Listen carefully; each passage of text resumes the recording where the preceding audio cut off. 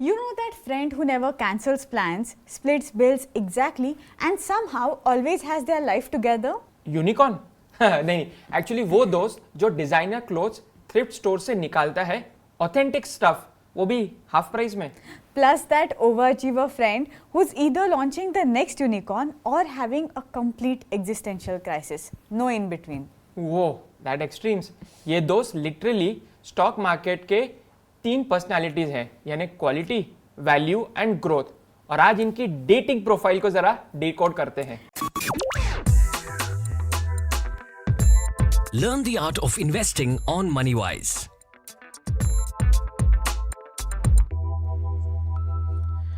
Finally, real personality tests for investments. Hi guys and welcome back to another episode of MoneyWise. Last week we talked about factor investing like it was speed dating. Today we are going on actual first dates with the big 3 factors. और मैं हूं विराट, और आज कोई theoretical ज्ञान नहीं देंगे हम आपको देंगे प्रैक्टिकल टिप्स कि कैसे आइडेंटिफाई करना है कि कौन सा फैक्टर है. And I'm Rachita and I'm here to make sure that this doesn't sound like your economics professor is having a midlife crisis. तो Rachita, let's start with quality factor. Quality factor यानी वो companies जो financially responsible है, मतलब date sensibly लेती हैं और profits consistently कमाती हैं. Bro, strong fundamental sounds like some gym bro talk. What does that actually mean? तो चलो let's simplify it. Picture your most reliable friend. Quality companies उस तरीके से होते हैं. देयर आर सम पैरामीटर्स, यानी ROE, return on equity. Companies आपके पैसे से कितना कमा रहे हैं, डेट टू इक्विटी, कितना उधार लिया है वर्सेस अपना पैसा कितना है, अर्निंग स्टेबिलिटी, हर साल प्रॉफिट आता है या कभी दिवाली या कभी दिवाला, एंड ग्रॉस मार्जिन, यानी 1 रुपए के सेल पे कितना बचता है. Okay, but what is high quality in real numbers? Let's think of it like a dating app profile के रिक्वायरमेंट्स. तो अगर एक आपका है कि भाई it should have a study job, यानी कंसिस्टेंट प्रॉफिट फॉर लाइक 4 और 5 इयर्स, नो क्रेजी डेट, यानी डेट टू इक्विटी अंडर 0.5, अगर पैसा ठीक से मैनेज कर रहा है, मतलब ROE above 15%, and not selling kidney to pay your rent, यानी healthy margins. Virat, give me a real example. No, this is a bit boring. Let's take an illustrative example of say Asian Paints. It's a boring business. Boring यानी literally watching a paint dry. But decades of consistent growth, strong margins and minimal debt. जैसे एक दोस्त जो influencer बनने के बजाय CA बन गया और जिसे एक स्टेबल इनकम आ रही है. One thing to note that this is just an illustration, not a recommendation. So quality stocks are the good on paper choices that your parents approve of. Exactly. और research shows that quality stocks historically give better risk adjusted returns, especially जब market crash होता है, ये stock जरा कम गिरते हैं. The way I would translate this is when the market has a mental breakdown, quality stocks are in therapy instead of rehab. That's a very smart example, Rachita. Quality यानी जिसको लोग boring बोलते हैं बट जरा dependable है, like अ शादी material if you call it. Next victim, I mean factor. Explain value. Value मतलब finding designer stuff at factory prices. For example, companies that are trading below their actual worth. But how do you know it's a bargain and not just trash with a fancy label? चलो जरा detective खेलते हैं. Now check these ratios. PE, price to earnings ratio. आप कितने रुपए दोगे 1 रुपए का प्रॉफिट खरीदने के लिए. कम पीई मतलब कंपनी आपको जरा सस्ती मिल रही है. पीवी यानी price to book value. Company के पास जो एसेट्स हैं जैसे फैक्ट्री, जमीन, बिल्डिंग, उनके मुकाबले शेयर का प्राइस कितना है. अगर प्राइस एसेट से बहुत ऊपर है तो जरा महंगा हो गया. पीएस यानी प्राइस टू सेल्स. कंपनी जितनी बिक्री करती है उसके अगेंस्ट आप कितना पैसा दे रहे हो. ज्यादा रेशियो मतलब बिक्री के हिसाब से शेयर का प्राइस ज्यादा है. And last, EV to EBITDA यानी कंपनी पूरी कितनी में बिकती है वर्सेस उसके बिजनेस से कितना प्रॉफिट निकलता है. अगर प्रॉफिट के मुकाबले प्राइस ज्यादा है तो जरा कॉस्टली है. यार Virat, this sounds like too much math for a Tuesday noon. So let me try and simplify if I can. Imagine you are buying a second-hand car. Now, is the asking price fair for the model or the year? Are there hidden problems or just superficial issues? And will the car actually get you where you want to go?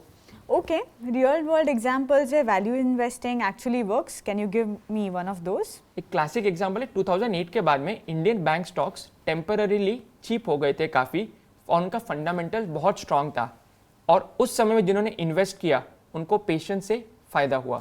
But how do you know if it is temporarily cheap or permanently broken? The best way to understand is that if the problem temporary or permanent. For example, कुछ सालों पहले कुछ noodle की एक company पे कुछ ban लगा था. उस टाइम पे वो स्टॉक काफ़ी ज़्यादा गिरा था बट फंडामेंटली कंपनी स्ट्रांग थी. So when the ban was lifted the stock soared. Problem permanent है या market is overreacting. Management competent है या are they bunch of people who don't know what they are doing. Industry future bright है या going extend like rental stores. Financial strongs है या underneath कुछ creative accounting चल रहा है. So value roughly means that being that friend who finds vintage designer prices at garage sales, but you need to know fashion to not buy junk, right? Exactly. So इसमें बहुत important है time और patience. Markets को कभी कभी सालों लगते हैं ये रियलाइज करने में कि ये चीज़ जो है या एक पर्टिकुलर स्टॉक एक्चुअली वैल्यूएबल है. चलो अभी बात करते हैं ग्रोथ फैक्टर के बारे में. ग्रोथ फैक्टर यानी companies that are growing faster than your student loan interest. High potential, high expectations. And by high growth you mean? Let's look at some numbers. Earnings which are growing at 15% plus. Profits जो हर 4 से 5 साल में double हो रहा है. Revenue growth जो peers से consistently ज़्यादा है. And market leadership. They are not just growing, they are winning. Can you also share a few real examples that are easier to understand? इसका बेस्ट एग्जाम्पल है food delivery apps. Lockdown के बाद में we saw a surge of online orders जिससे इनको scale करने में फायदा हुआ with high growth and revenue potential. But aren't growth stocks always expensive? Like premium subscription fees. Exactly. इनका ज़रा पी रेशो ज़रा ज़्यादा होता है बिकॉज लोग कल के ग्रोथ के लिए आज प्रीमियम देते हैं. रिस्क, जी हाँ, अगर ग्रोथ प्राइस स्लो हो गया तो stock price crashes faster than your motivation on a Monday morning. Like investing in your friend's startup at unicorn valuation. Either private jet or back to mom's basement. That's a perfect analogy. High risk with high reward potential. Growth investors basically are saying, I believe this company will take over the world. Okay, that actually makes sense. But real talk, which factor is actually the best? That's a trick question. कोई permanent winner नहीं होता. Quality stocks, they have been steady performers. Market crash में ज़रा इनका least damage होता है. Value shines during recoveries कि जब लोगों को लगता है कि यार ये बार्गेन है, let me buy this right now. Growth stocks जो हैं जो ग्रोथ टाइम पे या इनोवेशन के टाइम पे सबसे ज्यादा ग्रोथ पोटेंशियल रखते हैं. So almost like different friends being useful at different life stages. Exactly. That's like the easiest way to understand this. College में ग्रोथ फ्रेंड यानी जो एम्बिशियस प्रोजेक्ट्स लेता है. जॉब हंटिंग में क्वालिटी फ्रेंड जो आपको रिलायबल एडवाइस दे सकता है. एंड रिसेशन के टाइम पे एक वैल्यू फ्रेंड जो आपको जरा चीप सॉल्यूशंस बता सकता है. I think this is why diversification exists and is important. At the end of the day, we need all kinds of friends. बिल्कुल. Smart investors mix various factors based on market conditions और आपके personal goals भी. Virat, this all sounds great in theory, but how do normal humans like a layman actually use this? You know Rachita, individual stock picking it's a full time job. ठीक है, company के बारे में research करो, देखो कि उनका क्वार्टरली रिजल्ट्स क्या है, उनका सेक्टर ट्रेंड्स क्या चल रहे हैं. किसी के पास में टाइम नहीं है. Exactly. I can barely track my own monthly expenses. Exactly. That is why these factor based funds exist. Professional fund managers will do the heavy lifting for us. You know, homework करेंगे खुद क्या सही है क्या गलत है. आपको सिर्फ स्ट्रैटेजी चूज करनी. अब कौन सा सिलेक्ट करें. Quality funds if you are looking for consistent and defensive opportunities. Value if you are looking for bargain opportunities. And growth funds where you are betting on future superstars. This almost seems like the solution to becoming a smart investor without becoming a financial analyst. I like the sound of this. जी हाँ, you basically delegate the spreadsheet work and strategy क्या है, strategy में कहाँ invest करना है. A professional fund manager will take a call on that. You know what's funny? This actually matches generational investing styles. अच्छा, कैसे?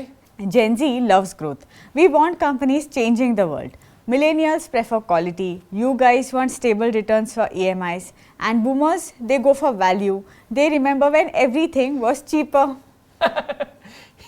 You just psychoanalyze the entire market. Each generation gravitate towards different factors based on life stages, and risk tolerance is my sense. Maybe that's why balanced portfolios can work better. They kind of satisfy everyone's investment personality. And that brings us to the end of yet another episode on factor investing. In today's episode, we looked at growth, value and quality factors. अगले episode में देखेंगे अगले 3 factors यानी momentum, low volatility and size.